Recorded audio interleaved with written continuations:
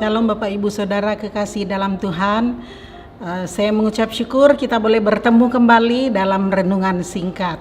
Hari ini saya akan membawakan tema sikap dalam menghadapi penderitaan. Dan kita akan lihat bersama-sama dalam 2 Timotius 4 ayat 5. Tetapi kuasailah dirimu dalam segala hal, sabarlah menderita, lakukanlah pekerjaan pemberitaan Injil dan tunaikanlah tugas pelayananmu. Sikap dalam menghadapi penderitaan zaman-zaman sekarang, banyak orang yang menderita akibat dampak COVID-19. Itu bukan berarti kita menyerah pada nasib, Bapak Ibu Saudara. Kita berdoa datang kepada Tuhan supaya Tuhan kasih hikmat kepada kita semua bagaimana cara mengatasi penderitaan yang kita alami. Penderitaan yang kita alami sekarang ini bukan hanya bangsa Indonesia, bukan hanya keluarga kita, tapi seluruh dunia dilanda penderitaan akibat COVID-19.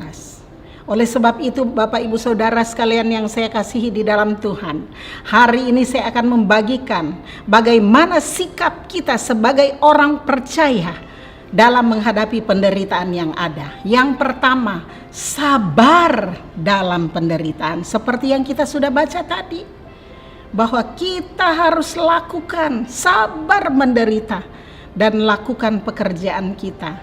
Jangan sampai gara-gara kita menderita, kita dapat kesulitan, kita bilang, udahlah ngapain, saya juga seperti ini, boro-boro mau mikirin orang lain.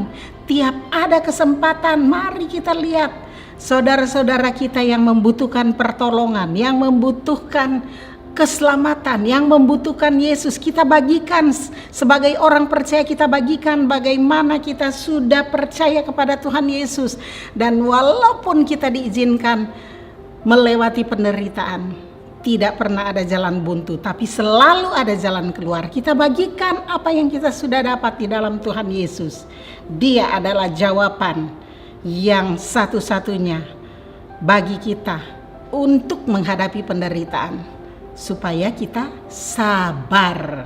Dalam teori sabar itu susah, tapi kalau kita mau praktek, kita minta kekuatan dari Tuhan, sabar itu kita bisa nikmati.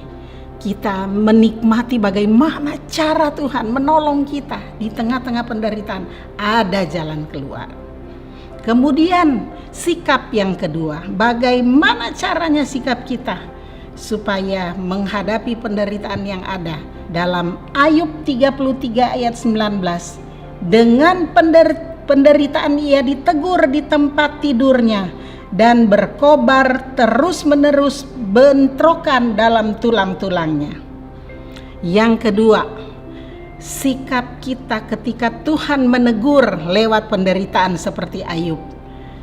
Tidak menyalahkan Tuhan, tidak menyalahkan orang lain, tidak menyalahkan situasi, tapi kita menerima teguran yang daripada Tuhan. Enggak juga menyalahkan diri sendiri sampai putus asa, tapi kita menerima teguran itu dari Tuhan. Tuhan, saya mengucap syukur untuk penderitaan yang Tuhan izinkan saya alami, membuat saya mencari Tuhan, mengandalkan Tuhan, dan saya minta jalan keluar daripada Tuhan. Itu sikap seorang Ayub, bagaimana dia sabar menanggung penderitaan, tidak menyalahkan siapa-siapa. Kemudian yang ketiga, terhadap kita tetap bersemangat dalam menghadapi penderitaan. Dalam Amsal 18 ayat 14, orang yang bersemangat dapat menanggung penderitaannya, tetapi siapa akan memulihkan semangat yang patah? Mari saudara, di tengah penderitaan semangat melakukan pekerjaan yang Tuhan persiapkan bagi kita. Dan terakhir, memiliki keyakinan bahwa di balik penderitaan ada kemuliaan Allah yang Tuhan siapkan bagi kita. Kita lihat Roma 8 ayat 18, sebab aku yakin bahwa penderitaan zaman sekarang ini tidak dapat dibandingkan dengan kemuliaan yang akan dinyatakan kepada kita. Jadi lewat penderitaan ada kemuliaan yang Tuhan siapkan bagi kita.